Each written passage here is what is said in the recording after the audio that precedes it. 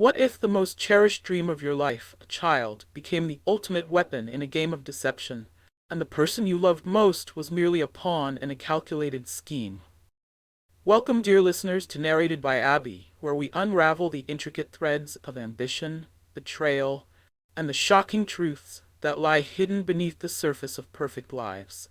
If you love stories with twists and haunting emotional truths, please take a second to like this video, subscribe to the channel, and share it with other story lovers. Your support truly fuels this storytelling journey. Julian Thorne was born into the kind of wealth that whispered, not shouted. The Thorne name wasn't on billboards or magazine covers. It was etched quietly into foundations, endowments, and the upper tiers of old-world finance. As the eldest son, Julian had been groomed from birth to carry on the family legacy. Every school, every handshake, every meeting was a deliberate step in the choreography of destiny. Julian was composed, self-disciplined, and devastatingly charming when he needed to be. He had the kind of elegance that made people instinctively lower their voices around him. But beneath that controlled exterior was a man who bore the weight of legacy like an iron vest. When he met Clara, she seemed to be everything his world lacked. Vivacious, modern, and magnetic in ways money couldn't buy. She moved through rooms like a beam of light, drawing attention effortlessly. Clara didn't come from wealth, but she had carefully curated herself to blend into its folds. She was a hostess at a luxury fashion event when Julian first saw her, laughing with a client, wrist glittering with borrowed diamonds. It wasn't love at first sight for Julian. It was fascination. Here was someone untouched by the weight of legacy but driven by hunger he recognized all too well. Their courtship was fast, almost cinematic. Clara fit into Julian's world with uncanny ease, dazzling at galas, saying all the right things to all the right people.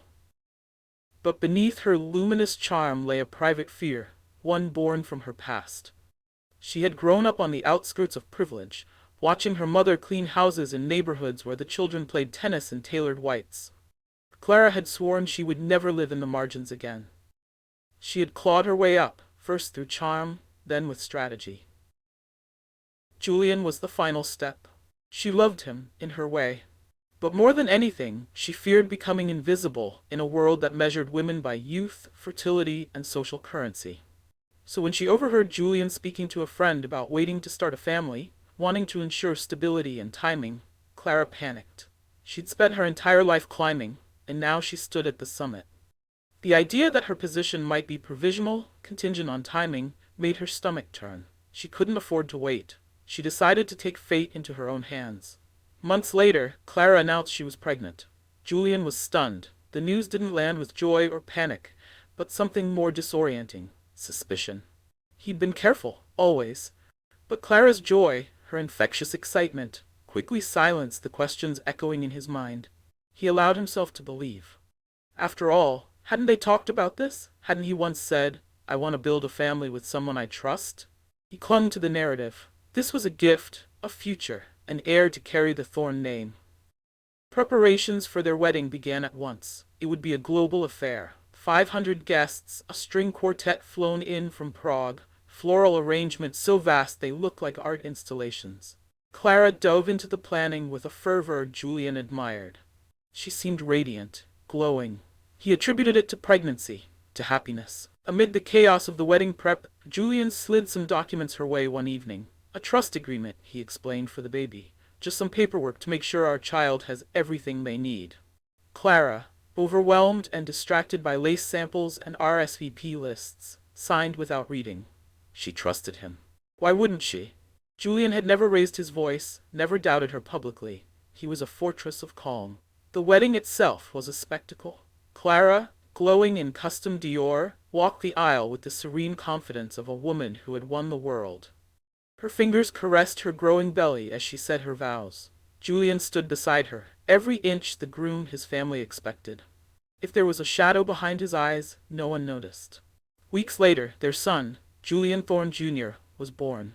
A beautiful wide-eyed baby with soft curls and a grip that melted Julian's heart.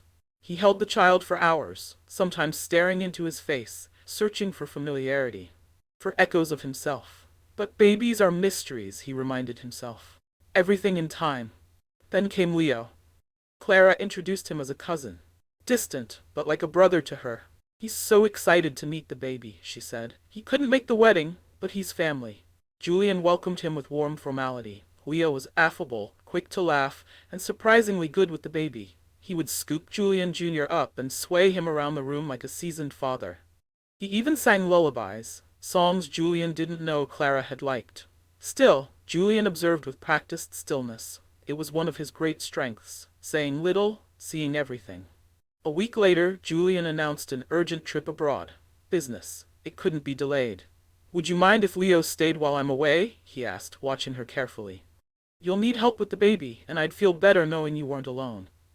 Clara blinked, then smiled. "Of course, that's thoughtful." Julian left that night, or so it appeared. In truth, he never boarded a plane.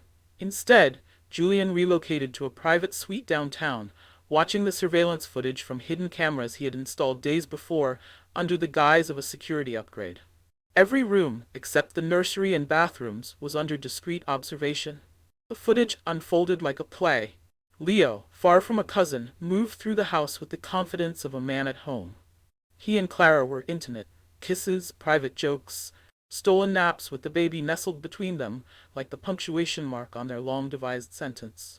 When Julian returned a week later, he carried himself like a man at peace. He kissed Clara on the cheek, clapped Leo on the back, and admired how big his son had grown. Over dinner, they laughed about travel delays and colicky nights. Then, as dessert was cleared, Julian placed a velvet envelope on the table. "What's this?" Clara asked, confused. "Something you should see," he said quietly. Inside were still frames from the surveillance footage, Leo cradling the baby, Clara curled against his chest. One photo for each day Julian had been gone. Clara froze. Leo turned ashen.